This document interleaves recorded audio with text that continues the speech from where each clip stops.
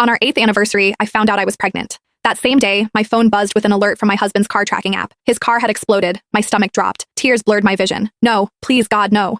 After 8 years of marriage, 4 miscarriages, and countless nights spent crying myself to sleep, I finally had another chance to be a mother. But Adrian wouldn't be a part of it. Our baby would grow up without a father. I refused to accept it. I called Adrian several times. No answer. The tracker showed that his phone was across town, alive. But the app insisted his car had exploded. None of it made sense. I grabbed my keys and drove. Minutes later, I spotted his black Mercedes parked in a deserted lot. It was untouched. No smoke, no damage. Relief flooded through me. The app must have malfunctioned again. It had done that before. Then I paused. Why was he here? Why hadn't he picked up my calls? I stepped out quietly and moved closer. I could see shadows through the dark windows. Then a sound slipped through the half-open window. A woman's moan. A man's low groan. I froze, covering my mouth before I could gasp. My mind screamed at me to turn back, to leave, to pretend I never came here, but my body refused to obey. Through the half-open window, I saw him, Adrian with his shirt open, and his fingers tangled in long dark hair as he kissed a woman's neck. Celeste, my adopted sister. The air left my lungs. My chest caved in, but I didn't make a sound. I pressed myself against the side of the car, hand clamped over my mouth as silent tears ran down my face. Adrian, the man I loved and had been married to for 8 years,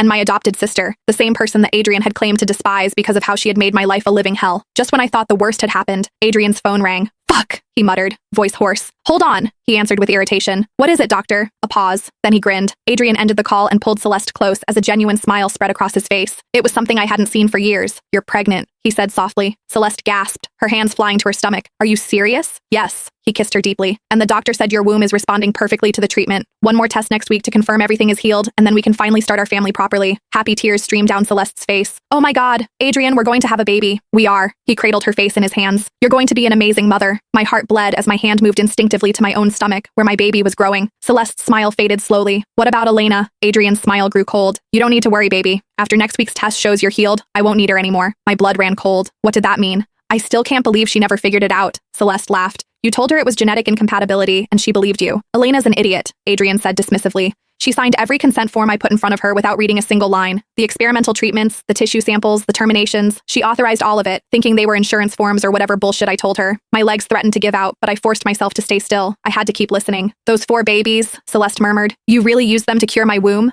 Every single one, Adrian replied without remorse. Different stages of development, different protocols, and it worked. You're cured, and you're carrying my child. Celeste giggled softly. Thanks to Elena's babies. My knees went weak, and I almost dropped to the floor. It became hard to breathe, and my ears rang. My vision blurred, and for a moment I thought I would lose consciousness. My 4 babies hadn't died from miscarriage. They had been murdered by their father, for my sister.